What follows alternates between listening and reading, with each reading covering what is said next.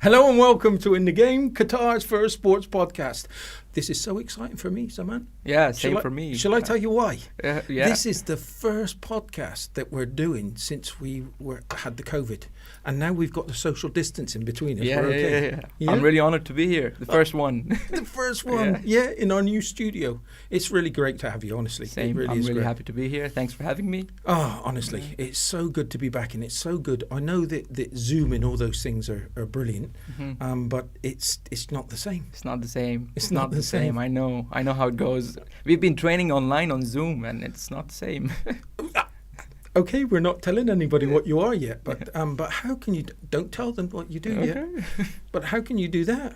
I mean, just coach and his players online, and the coach shows him just do 10 push-ups, and the boys go down 10 push-ups, and that's it. They're all thinking to themselves, what are they talking about? What are they talking about? Okay, let's get into it. Come on then, Zaman. Tell us what you do. I play squash, and right now I'm a coach at Aspire Academy. Whoa. I teach squash as well. That's just incredible. I love squash. I used to, not anymore. I'm just joking. I love squash too. It's a wonderful game, right? It is really tough and a nice game. I mean, it's really tough. And it's like one of those games that gets you so fit, it's untrue. It is. I mean, the amount of running, lunging you're doing in this game is ridiculous. I mean, if you just look at how many calories you're losing in an hour, it's almost plus 1,000. Not many games you can lose 1,000 calories in an hour. So that just tells you how hard it is. Yeah. And when did the whole game of squash start for you? I mean, so I was 3, I guess. I used to go with my dad to the federation because he's also a national team coach here. He teaches squash. So I just used to go with him. He taught me how to play, just having fun. But I never took it serious until I was in grade 5 or 6 because my cousin, he got selected in Aspire Academy. Right. And I saw, man, he's traveling Europe, he's traveling to UK, and I was jealous, kind of, I was like, I want to travel as well. So that's when I really took it serious, and I told my dad, I want to get selected in Aspire, coach me now. There's a guy, and funny, I'll bring the subject up now. There was a guy called Joham Alcowari. Okay. And the funny thing with him is he was one of these people that he'd done exactly the same as what you did. His brother was going having afternoons off, and he looked up to his brother Mohammed and he said, "Listen, what are you doing? Why are you getting the afternoons off?" He said, "You know what? I'm going to play golf," and that's how he's going to become a professional golfer. Yeah. So it's exactly the same. Almost. And what is it like for you? What's the sport like for you? What does it give you? See, look, I belong to a squash family. So I'm from Pakistan. Okay. And from Pakistan, we had almost 7 world champions in squash. 6 of those were from my family.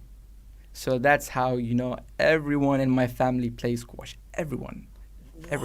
So a boy's born, squash court, straight in. Expecting another world champion maybe soon enough. Oh dear me! And there was something that we said before the show, and it's like if you ever want to get better, you've got to play with somebody that's better than you. Yeah, for sure. Yeah. So what was it like with you for growing up with all your families in the game of squash? There's a lot of pressure for sure. I mean, when you're growing up, everyone's expecting you to be the next world champion. They're like, everyone's looking when you're playing, like, what are you doing? It's not like this, it's not like that. So there's a lot of pressure, but it's also nice because you're getting so much valuable lessons and experiences from them because they've been there and they're just teaching you. So, like, I had the upper hand in those things relating to other players. So that's where it was nice, getting the experience, but the not nice thing was the pressure. Oh, dear. Yeah. And everybody said that well, there's a lot of people that come on the show and they say that it's all in the mind. It is. I've got a friend that comes on with me. His name is Dr. Paul, and he's done some pretty amazing things. And he was a 100-meter sprinter. Okay. And he, in competition, he could only get to 10.4. But outside of competition, he could get to 10.101. It's all mental games. It's mental games. Is that the same for squash? It is. It's a lot of players just now, like my brother, he's under 19, and he's training really hard. He's pushing, but he's just stuck in that mental thing. Like there's a barrier for him. For every player, there's a mental barrier. Once it's broken, he just performs better straight away. But breaking this mental barrier is the tough part. Physical part of the sports is easy. It's the mental part that's hard. Because when you are experienced, you can put that person wherever you want to put them. Mm-hmm. It's whether they're good enough to put you back in your place. Exactly. Right? Yeah. You need to be fit, fast. It's like a physical chess. Yeah. The game is like a physical chess. And that's, I suppose that's where I fell down was I just couldn't possibly think of all the moves that you were always trying to play catch up because I was always one that I wanted to play with somebody better. Mm-hmm. But unfortunately, they could possibly kill you that day because they can put you everywhere. Yeah. And you're just trying to get the ball back because it's fun. I mean, it's a game. You're not just like, for example, I always, people ask me, why didn't you play athletics or sprinting or whatever? I was like, it's really tough, but for me, I like the part where I'm running and playing a game. So that's where squash comes in. Or like basketball or football, it's like there's fitness, but there's also a game part, like point system. That's why you just keep running behind the ball. You don't want to lose the game. Dear me. Now you're a pretty fit guy, okay? Do you do other fitness things, or is it just squash that gets you in shape? When I was playing, I just stopped a few months ago. I used to do a lot of cycling to get because running, we do a lot of running as well, 400 meters, 200 meters, but you also got to save your knees and your back. So a lot of bike, a lot of gym. If we had like a tough 2 or 3 weeks, we go swimming, just keep the impact low. And that's it basically. I'm being really selfish right now because I want to ask you the questions that I want to ask. Sure, yeah, go ahead. I'm going to tell you my shot that I like the best. Okay. But what's your shot you like the best where you can get them every time? I'm not sure if I can get them every time, but my favorite shot is the backhand volley drop.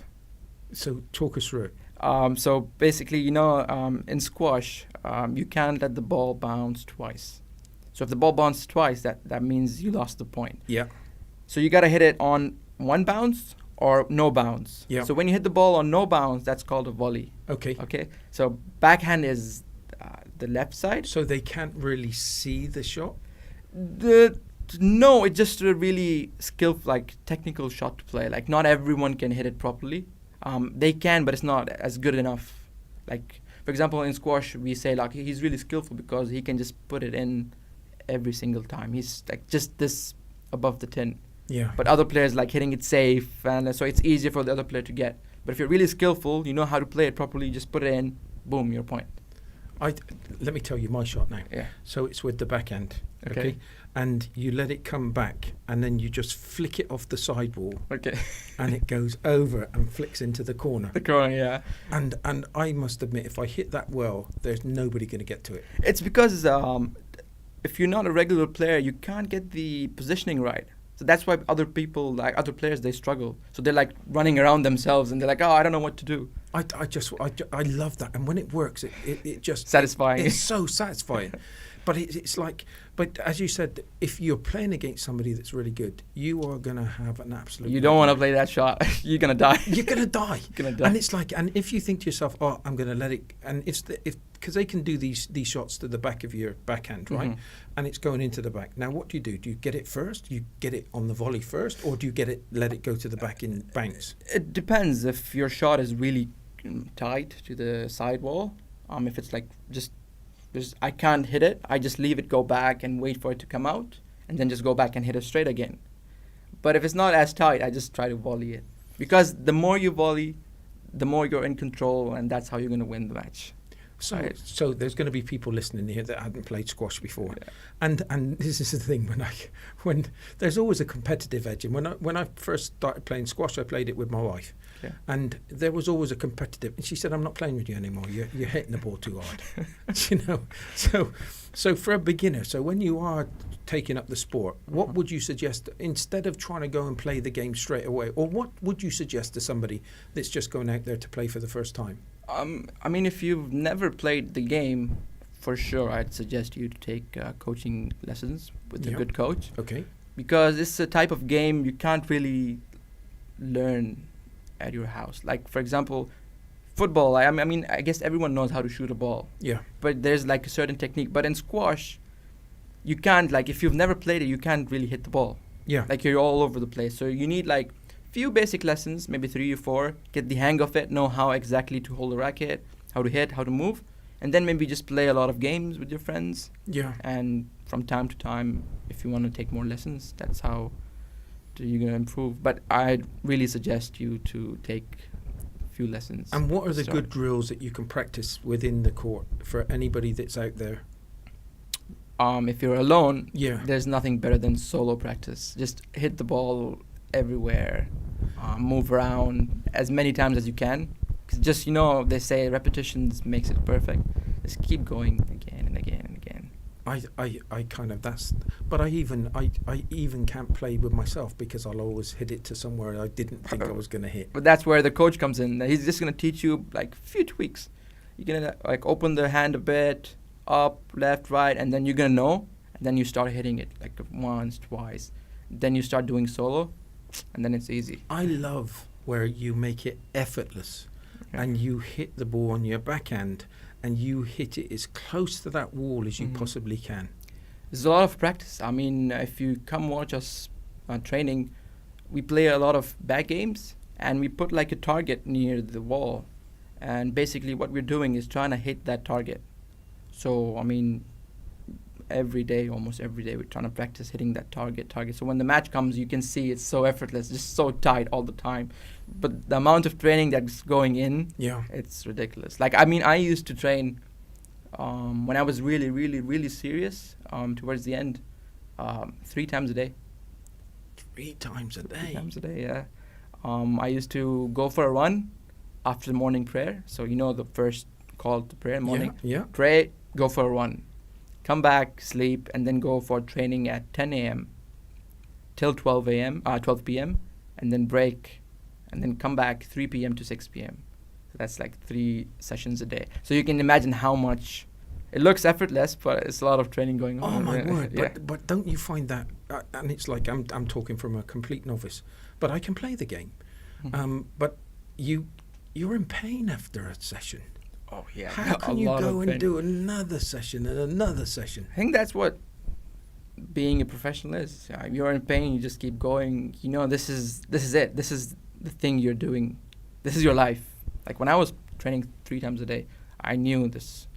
It's my life. I have nothing else to do. Just focus. And plus, once you do it for a few years, you get used to it. You get used to the pain. You just keep going. So with the job that you've got now, and I won't touch on it too much, obviously, but what do? You teach people how to do how to play squash? Yeah. So I am a coach basically where I used to train.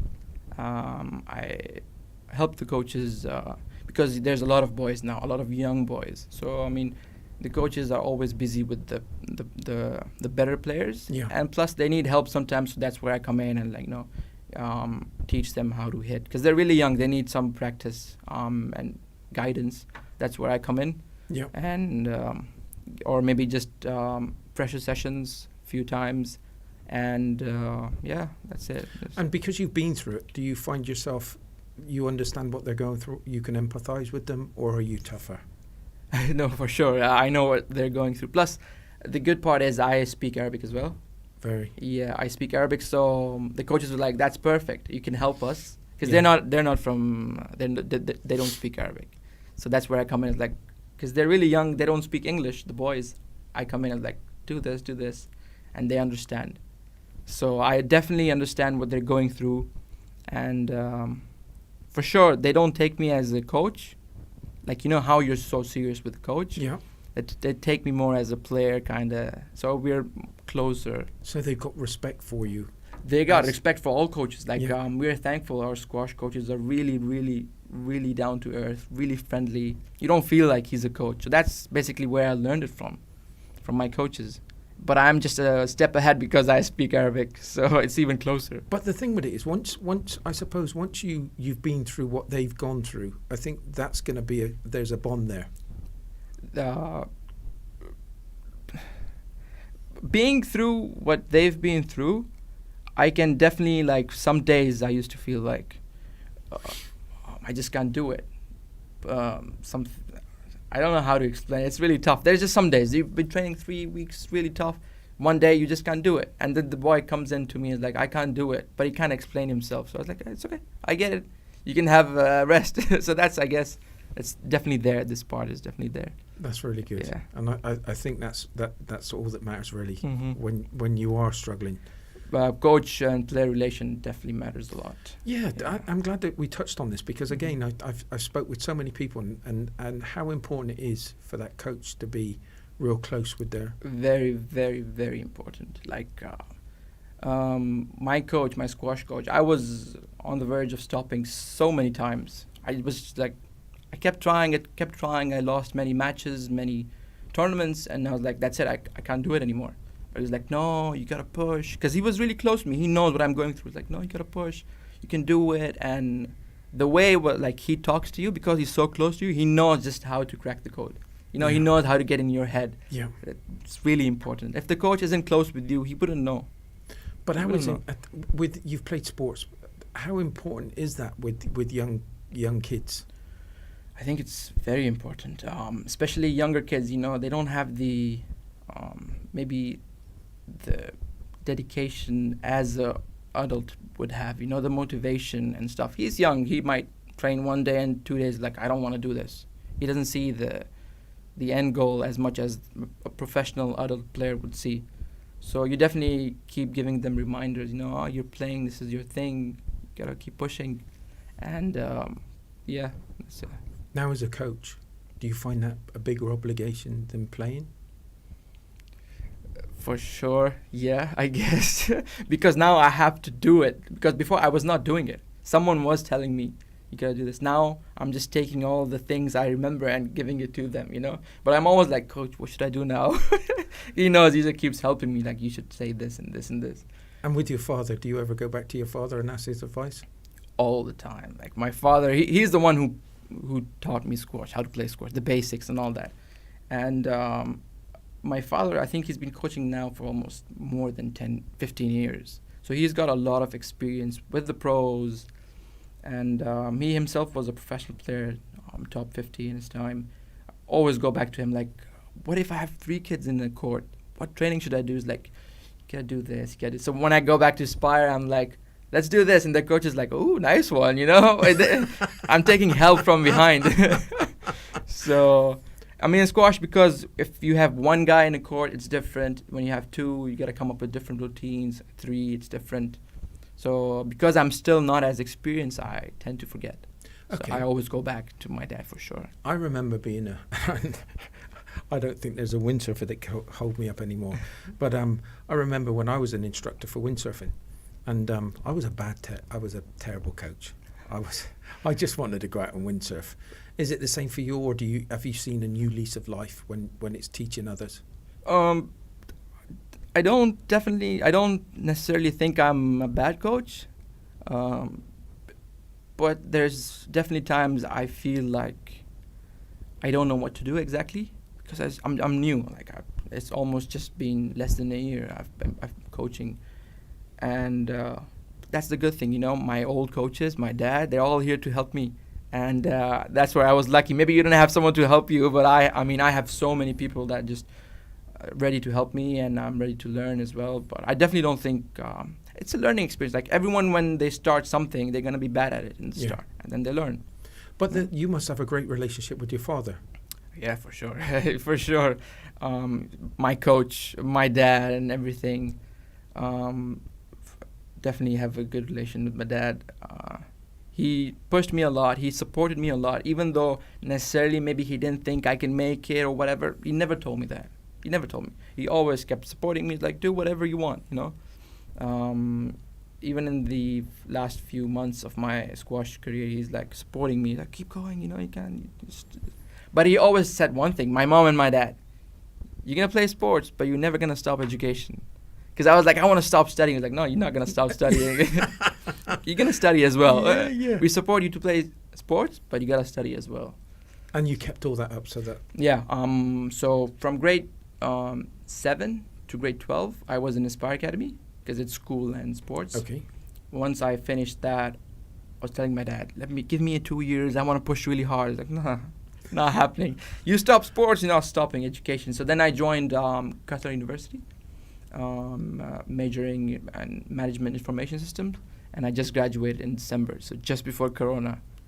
Yeah, before Corona started. Congratulations. Thank you. Congratulations. Yeah. And what do you and you've been here all your life, so you're going to be a little bit biased. What do you think to Qatar, and what do you think to the sporting facilities and the sporting industry here?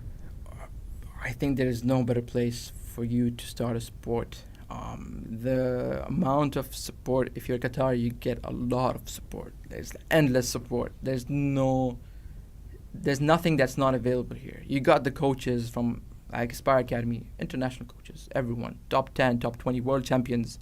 They're here to support you. The equipments, the facilities, everything, you've got it here. Like, it's the best place to start a sport. But you say it's just for Qatar. They do open it up to quite a few expats too, right? They do, but it depends on your federation. Yeah.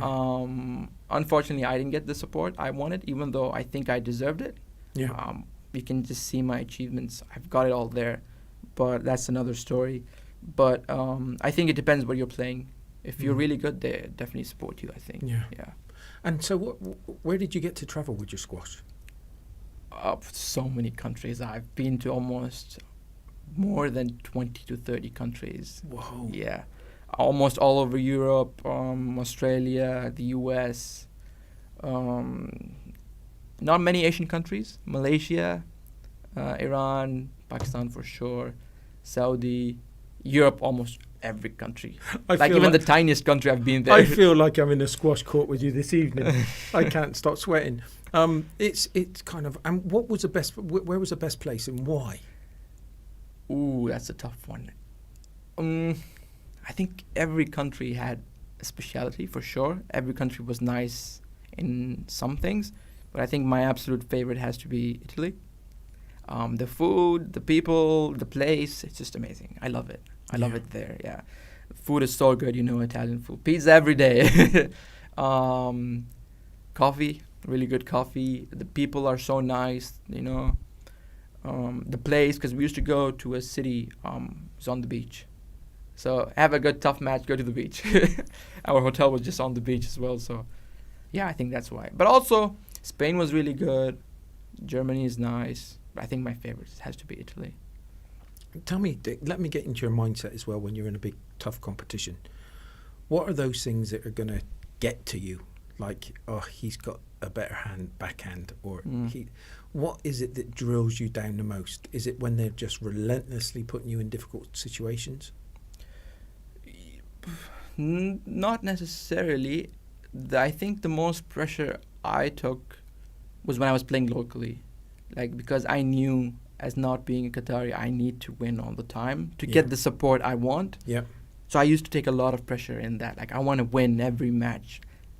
That's the only, I think, place I used to take pressure. But when I used to travel outside, I never really thought about, he's skillful, or he's fit, or he's taller than me. No, I don't think I had that. But definitely, if someone is getting all your balls back, you get under pressure. But that's a different sort of pressure, not the mental pressure. And is it all down to, is there a lot of it down to physicality? So, because you're quite a big guy, so is that an advantage, or is it technically down to the person? It's 50-50 for sure. Squash is a really physical game. You need to be really quick, fast, fit, and skillful as well. You can't be I'm going to be skillful but not be fit. It doesn't work that way. And you can't be fit and not be skillful. Yeah. So you gotta have equal amounts of everything. But for sure, I think if you're a bit fast, that gives the most advantage. If you're really quick naturally, I think that's the best thing. I think that's the worst thing that could ever happen. You think, I've got him, and you play a shot, and you think he is never going to get that. I've played many players like that. We have one. We have one here, Abdullah Tamimi. I think he's world number 26 now.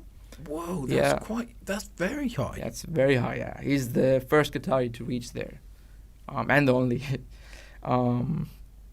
You just play any ball, and he's like the Flash. You know the Flash? You just go, gets it back. And whoa, I'm not even ready for the next shot. And then you hit another one, and he gets it again. Whoa, slow down. it's that fast, and like it gets really hard to play them. Yeah, demoralizing. It's really hard. It's like when somebody's just feeding you. You think to yourself, "I got you this time." You're done. Exactly. You feel like, oh, that's a roller for sure. You whack it. It goes low. It's going to the back of the court, and they're like there before you even know it, scooping it up and thinking, "Oh my god!" And it's then, or they're following into a shot. They think they're never going to get. They're always going to get it back. Do you ever get to the stage where you want to whack somebody with the ball on purpose? No. Even if I did, I'm not going to say it. The thing with it is, I've been whacked a couple of. I said, if you do that, you're doing it on purpose. Oh. I've done it by mistake for sure. Yeah. Because it's really high contact sport. There's a lot of contact going on, and because it's a really small place, so you can definitely hit the ball by mistake. In professional, this when I've watched it, it's like, what is this all about? Let. Basically, so if it's your turn to hit the ball, and you see the players in front of you, you don't want to hit the ball because it hurts. It can make a hole in your back. You could have a bruise for a week. I can show you the video on YouTube where this player, he has the hardest swing, like the fastest swing, the hardest ball hitter. He hits the ball on his brother's back just to show people how hard it hits. It makes a hole in his back. It's like literally this deep in. Dear me, it does hurt. Doesn't it hurts. And you really do want to fight if somebody's. Oh yeah, you're not gonna be in your head. You just wanna. I'm sorry. Yeah. No, you're not sorry. You've done it on purpose. So when you see someone in front of you, you just stop. You just say let please, or you just say please, and the referee goes. If he sees like the player was really in front of you, if there was danger, it gives you let ball. But let ball is basically when you're not sure, like you might have hit him, you might have not. So the referee gives you like play again, let ball. Yeah. But if it's really in your swing and for sure you're gonna hit the ball, it's a stroke. So you win the point. But that's why you keep hearing, oh, let ball, stroke, let ball. Yeah. Because they're also trying to keep it safe, you don't want to hit the ball. And you've got to be the thing with it is you've got to have a strong spirit. Because I take whatever, go on, have it. You can't do that, can you? You've got to fight for everything. You got to fight for everything. I'm not giving you that. And plus nowadays they're trying to keep like the game going, so they're encouraging not to stop as often, so only to stop when it's really dangerous. So they're like, if you see it's a bit far away, just play the ball. Because the professionals, they're really skillful. They almost never hit the other player, so they know they can handle the. They'll just say keep playing, unless it's really dangerous. I'm going to ask you, have you played paddle? Yeah. How good are you? I'm very good. Are you? Yeah, I'm very good. Since I stopped squash, because my dad was like, if you're going to play squash, you can't play any other game, right? Especially football. Your ankle, your knee, someone comes, tackles, and it's gone. So when I stopped playing squash, I was exploring other games, boxing, paddle, because paddle is very similar to squash. So I started playing it, and I think a month ago, I slipped and I broke my knee. So my knee is broken, actually, MCL. No. Yeah. Dear me. And it's funny because I kept telling everyone, I broke my knee playing paddle. Really? You're a squash player and you broke it playing paddle. Yeah. Because it's much, much easier than squash. It is much easier. It is much easier. A lot easier. But it's you just got to get used to it, right? And that's why I thought you would be pretty good at it. Yeah, because it's a tennis ball. Yeah. So it's a mix between tennis and squash. So if you see tennis players, they're really good at it as well, but just volleying the ball.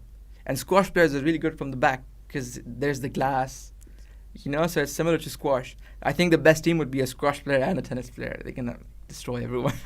and again, I'm going on jumping now because all these things about squash is coming into my mind. Yeah. What's all the dots? Can you just explain to people that haven't experienced it, the dots on the ball? On the ball, okay. So if you're a beginner, there's a different kind of ball. It's a blue. It's the whole ball is blue. It's a bit bigger and bounces more. Yeah. Okay, so that's for beginners, like kids maybe. And then there's the one yellow dot. So then it's the same ball as the professionals use, but it's just one dot on it. It's supposed to be faster and bounces more. They're killers, aren't they, really? They're for amateurs, not for professionals. But even still, it's best not play with. I want one that doesn't bounce very much, right? So that's where the professional ball comes in. That's double dot. Right. Double yellow dot ball. That's the standard professional. It bounces the least. It's it's like the standard squash ball. Yeah. Everyone uses that if in tournaments. What's the white one? Is there a white dot? White one is for the glass court. Ah. So we have a normal traditional court, and then we have a glass court. So 4 walls are glass. How difficult is that? It's a lot different. Like you'd think it's very similar. Squash, because squash courts are just walls, you know. Yeah. But no, every court is different. The glass court has a different feel to it. The bounce is different in the ball, in the court. How you see the ball is different. The pace of the ball is different. So, you know, just like golfers say, oh, this is a different course, the wind and whatever. It's the same as squash. Every court is different. Depends on the materials used to make the wall. I was watching something, and there's pink courts now, right? There's luminous. Was that A glass court? Yeah. Just trying to make it fancy. Yeah. Yeah, just lights and all that. They want to get in Olympics, right? We're not in Olympics yet. That's staggered. I'm staggered. I don't know why. I don't know why. I don't know. Synchronized swimming is in Olympics. I think chess is in Olympics. And let me just say this before anybody starts shouting, but they're thinking about bringing esports into. Yeah, before the squash. Olympics. It's Before probably squash. going to be in before squash. That's just incredible. Paddle's going to be in before squash. I'm pretty sure. And there's going to be a lot of people that's going to be shouting at us for saying these things, but that's crazy. I don't know why squash is not in there, because it is such. You've got to be fit. You've got to be really. The thing is, I think Olympics are trying to look for sports that is being played by almost every nation in the world. Squash is mostly Australians, the English, Egyptians. Basically, that's it. Right. Some French, some German. So there's not a lot of variety going on, and they're trying to improve this. But I think this is the reason, mainly the reason they don't want to get in the Olympics. Yeah. Because not a lot of countries play this game. Not yet, for now. So with squash, with your future, you're still really young. Mm-hmm. What's your future got to hold? For playing professionally, that's it. I'm done. I don't believe. I'm sitting here with you. I tell you, I've only known you for 2 minutes. I can't believe that you're finished. I can't believe you're finished. I'm sorry. You're in love with the game, and it's like if somebody came along. Tell me something now. If somebody came along to you tomorrow and said, "We're sorry," or would you go back? I think about it, but it's really hard for me to go back now. I've gained a lot of weight since I stopped, because I was training really hard, but I'm eating the same, so I've gained weight for sure. And since I broke my knee, I've gained more weight because I'm not doing anything. So first of all, I need to lose my weight and then get my fitness back, which is really tough. I'm going really to help tough. you get your fitness back, because I'm going to thrash you around the squash Playing court. squash, the boast. I'm The going to boast. tie your legs up before I start. I mean, You'll still beat me. I guess it's gonna be a tough match. Tough match. We'll give it the best go. Come on, what's it got? What do you see as your future now? Right now, I think I'm just gonna continue coaching squash, and see how long I can keep it going, and start my own business sometime maybe. I mean, I'm already in process starting my own garage, so that's there. Once I establish my own business, I think I'm just gonna give up on squash completely. Don't you? You keep going. I'm gonna keep playing like just for fun, but professionally. Not for professionally, coaching, but coaching. coaching. You've got something to give. Honestly, you've got the charisma, the personality, and I've only just met you. You've got the personality. You've got the charisma. You know what it's like to have come through from such a young age. Yeah. The pressures that's had to go with that. You've got so much to give. Don't you walk away. It's really tough though. Yeah, of course. I mean, life is tough. You're young. It looks easy. It looks pretty easy. Like, oh, this is squash. You're just basically taking 2 steps, right? But it's really tough. Even coaching is really tough. And I think me and my family had enough of sports for now, at least, and for this generation. We just want to get away from sports.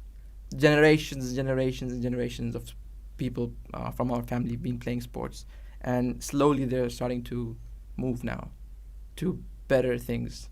So I think this is the only way. You gotta move. And like squash, it doesn't give you really, really good future, at least financially. I would put a little wager. Whatever you're gonna do, you're gonna be a success at it. Thank you so much. You've just got that little bit of a sparkle in your eye that I know that if you put your hand to it, you can do whatever you want. Thank you so much. But just work hard, I guess. Just work hard. Yeah. Keep on working hard. Keep that sense of humour that you've got. Keep that spirit, and everything that you've learned and the tough things you give to others so that they don't have to make the same mistakes you did. I'll do my best. Thank you so much for the compliments. You have been an absolutely fantastic guest today. Thank you so much. And I'm so glad that this is our first one back in the studio. Yeah, I'm so happy to be here. Because this has been the highlight for mine for such a long time. I love my guests. I love the guests that come on the show. I love them. I know why exactly now. But I love that being opposite the desk of somebody, because you can then see that person. Yeah, for sure. It's a different thing. Being there, it's different. Please keep in touch. I will. Thank you so much for having me. It's been a pleasure. My first experience. I might have messed up a bit. Have you enjoyed it? Yeah. Oh, for sure. Yeah. What did you think before you came today? Did you think, what am I doing? I watch podcasts, so I know how it would go, but I've never done it. So I was like, my friend told me, why not? I was like, sure. And it's an experience. Why not? We're messing up with all the gadgets in here because you figured it out. Yeah, in the end. Did you think to yourself? You thought to yourself, "Oh my God, these guys don't know what they're doing." No, never, never. I don't even know what that is. So, everyone, thank you so much. Thank you so much for having me. Thank you so much for listening. I've had a great time. I hope you've had a great time too. I had a great time as well. And I hope you've had a great time too. Thanks for listening. Thank you so much. Thank you so much indeed. Thank you.